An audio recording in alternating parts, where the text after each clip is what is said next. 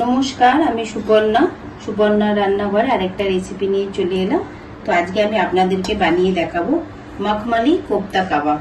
তো সেটা কিভাবে বানাবো সেটা পুরো ভিডিওটা আপনারা দেখবেন, তাহলে এরকম সুন্দর খুবই ইজি ভাবে কোপ্তাটা বানাতে পারবেন, চিকেন কোপ্তা। আর আমার চ্যানেলটা যদি আপনাদের পছন্দ হয় তাহলে অবশ্যই লাইক, কমেন্ট, সাবস্ক্রাইব করবেন আর ভিডিওটা স্কিপ করবেন না। তো চলুন এখন আমি আপনাদের মখমলি কোফতা চিকেন বানিয়ে দেখাচ্ছি। ফার্স্টে আমরা কিছু শুকনো লঙ্কা নিয়ে নিয়েছি, সেটাকে আগে ভালোভাবে একটু গ্রাইন্ড করে নেব। জল দেব না, যেমন চিলি ফ্লেক্স হয় সেইভাবে 1 মিনিট কিছু সেকেন্ডের জন্য একটু ঘুরিয়ে নেব মিক্সিটা। আমি একটা পেঁয়াজ মিক্সির মধ্যে দিয়ে দিচ্ছি। এগুলোর মধ্যে একটার মধ্যেও আমি জল দেব না, এটাকেও একবার ঘুরিয়ে নেব। 1 চামচ মতো আদা রসুন বাটা আমি এখানে দিয়ে দিলাম। সবগুলো গ্রাইন্ড করে নিয়েছি, ব্রেড ক্রাম্বসটাও দিয়ে দিলাম এর ওপরে। এবারে কিছু আমি শুকনো মশলা এখন এর সাথে মেশাবো। এর মধ্যে আমি 1 চামচ জিরে গুঁড়ো দিয়ে দিলাম আর 1 চামচ গরম মশলা দিয়ে দিচ্ছি। ধনেপাতা দিয়ে দিয়েছি। এবার আন্দাজ মতো নুন দিয়ে দিচ্ছি। মশলাগুলো আপনারা আপনাদের পরিমাণ মতনই দেবেন। এবার প্রত্যেকটা উপকরণকে আমি ভালো করে মেখে নেব। ভালো করে এখন আমি এটাকে মেখে নিলাম। এবার আমি শিক কাবাবটা রেডি করব। একটু হাতে আমি তেল লাগিয়ে নিচ্ছি ভালো করে, নিয়ে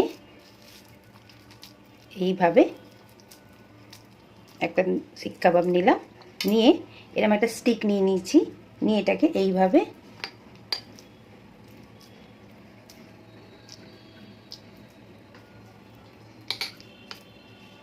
আস্তে করে শিকটা বার করে নিলাম, নিয়ে এটাকে একটুখানি এরকম হাত দিয়ে করে দিলাম, দিয়ে এইভাবে এখন আমি প্রত্যেকটা বানিয়ে নিচ্ছি। আর একটা করে দেখাচ্ছি। আমি আন্দাজ মতো নিয়ে নিলাম আগে, নিয়ে এইভাবে এখানে আপনারা কোনো কাবাব করার যদি শিক থাকে তাহলে তো ভালোই। এটাকে আগে ভালো করে এইভাবে লাগিয়ে নিয়ে এইরকম করে এখন আমি প্রত্যেকটা আগে বানিয়ে নেব। শিক কাবাবগুলো একদম রেডি করে নিলাম আমি, এরম দেখতে হয়েছে। এবার এগুলোকে চলুন আগে আমি ফ্রাই করে নিই। আমি অল্প একটু রিফাইন তেল দিয়েছি আর একটু আমি ঘি দিয়ে দিলাম। এটাতেই আমি শিক কাবাবগুলো এখন ভাজবো। তেলটা খুব হেভি গরম করব না, হালকা হালকা যখন গরম হবে তখন আমরা এক একটা করে দিয়ে দেবো। আর বেশি দেবো না, যতটা জায়গা থাকবে ততটার মধ্যেই দেবো। হালকা হালকা তেলটা গরম হয়েছে, এবার আমি আস্তে আস্তে দিয়ে দেবো, যাতে এটা একদম ভেতর থেকে পুরোটা 80% মতো আমাদের চিকেনটা যেন গলে যায়। এইভাবে একটু জায়গা রেখে রেখে আমি এগুলোকে দেবো। আর যদি একটু অসুবিধা হয় তাহলে হাত দিয়ে দিয়ে একটুখানি এগুলোকে ঠিক করে নেবেন। একদম ইজি প্রসেসে আপনাদেরকে দেখাবো, যাতে আপনারা একদম বাড়িতেই সুন্দরভাবে তৈরি করতে পারবেন। এখন এটাকে একদম টাচ করব না, এটাকে এখন 1 মিনিট মতো আমি হতে দেবো। এবার খুব আস্তে আস্তে এগুলোকে এখন আমি এপাট করে দিচ্ছি। একদম দেখুন একটা সাইড পুরো লাল হয়ে গেছে। গ্যাসের ফ্লেমটাকে এখন আমি মিডিয়াম করে দিয়েছি, দিয়ে প্রত্যেকটাকে খুবই আস্তে আস্তে এখন উল্টে নেবো, নিয়ে আরও 1 মিনিট মতো এটাকে করব। এগুলো একদম ভাজা হয়ে গেছে। এখন আমি একটা প্লেটের মধ্যে টিস্যু পেপার দিয়ে দিয়েছি, দিয়ে এগুলোকে এখন আস্তে আস্তে করে আমি প্রত্যেকটা তুলে নেব। একটু তেল ঝরিয়ে ঝরিয়ে তুলে নেব। এই যে দেখুন, এইভাবে আমি এখন প্রত্যেকটা তুলে নিচ্ছি। যে দেখুন প্রত্যেকটা এখন আমি একদম লাল করে ভেজে নিয়েছি। এইভাবেই প্রত্যেকটা জিনিস এখন আমি ভেজে নেব।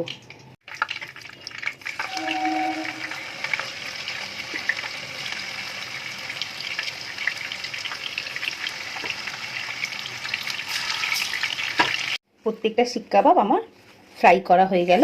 এবার চলুন আমরা নেক্সট স্টেপটা কি করব সেটা দেখাচ্ছি। কড়াতে আমি অল্প একটু তেল নিয়ে নিয়েছি। একটা পেঁয়াজ আমি ভালো করে একটু ভেজে নেবো, একটু লাল লাল করে ভেজে নেবো আগে। এখন আমি কটা কাঁচা লঙ্কা, কটা আমন্ড নিয়ে নিয়েছি, এমনি কটা পিনাট এমনি নর্মাল যে বাদামটা হয় সেটা নিয়ে নিয়েছি। সেগুলোকেও এখন একসাথে ভালো করে ভেজে নেব, পুড়িয়ে দেবো না, একদম হালকা একটা ব্রাউন কালার হবে ততক্ষণ পেঁয়াজটাকে আমরা ভালোভাবে কুক করতে থাকবো।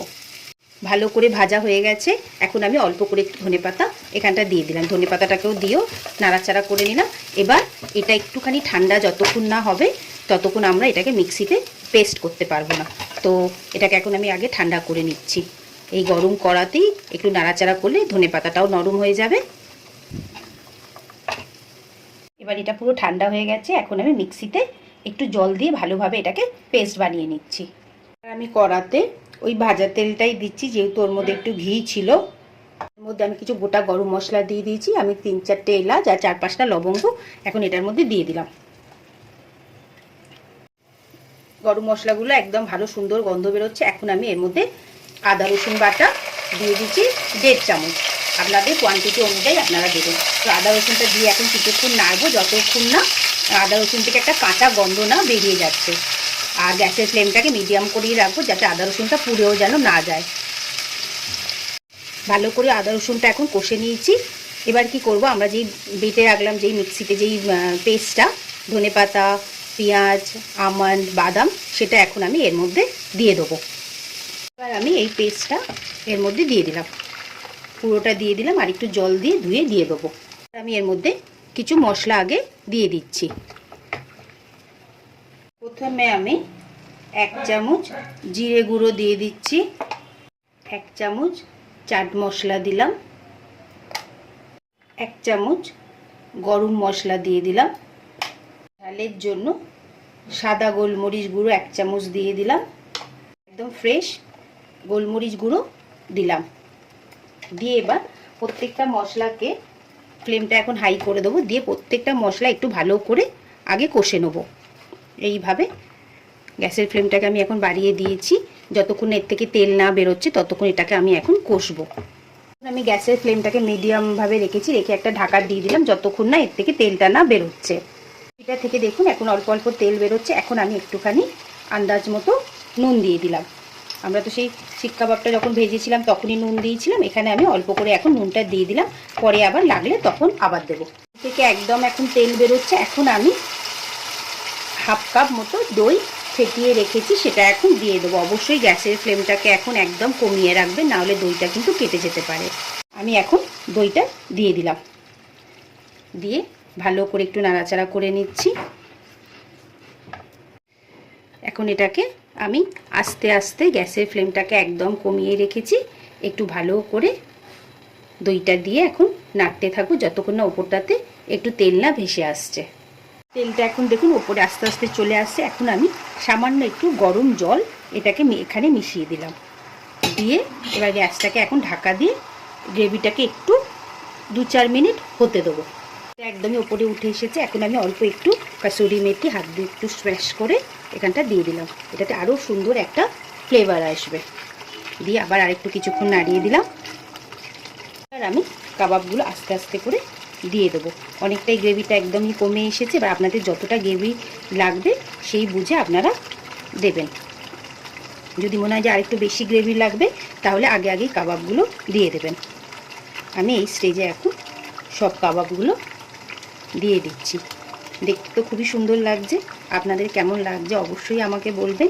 আর অবশ্যই আপনারা বাড়িতে এই রেসিপিটা করবেন, একটু সময় লাগবে কিন্তু খুব টেস্টি হয়। আর বাড়িতে লোকজন এলে এইটা যদি আপনারা সার্ভ করেন তাদেরও খুব ভালো লাগবে। এটা আপনারা ফ্রাইড রাইস, পোলাও বা পরোটা বা নান সব কিছু দিয়ে এটা আপনারা খেতে পারবেন। এটার টেস্ট ভীষণ সুন্দর হয়। এদিকে আমি একটু ফ্রেশ ক্রিম দিয়ে দিচ্ছি যাতে এটা আরেকটু রিচ হবে। দিয়ে এটাকে একটু নাড়িয়ে চাড়িয়ে দিচ্ছি। আমি একটুখানি ধনেপাতা ওপর থেকে দিয়ে দিচ্ছি, এই যে অল্প দিয়ে দিলাম।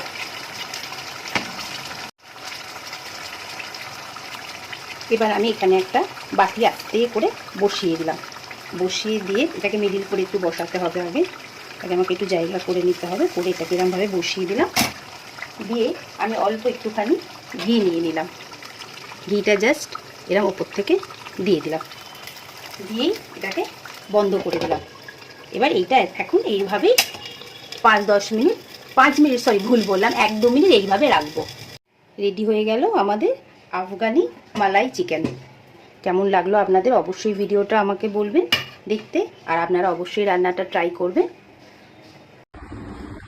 মাখমালি কোফতা কাবাব রেডি হয়ে গেছে। ভিডিওটা আপনাদের কেমন লাগলো অবশ্যই আমাকে জানাবেন। এটা আমি রুমালিয়া রুটি দিয়ে সার্ভ করছি, আপনারা এটা পোলাও, ফ্রাইড রাইস দিয়ে খেতে পারবেন। আর পুরো ভিডিওটা দেখবেন, স্কিপ করবেন না, আর লাইক, কমেন্ট, সাবস্ক্রাইব করবেন। আমি আর একটা নতুন রেসিপি নিয়ে আবার তাড়াতাড়ি আসবো।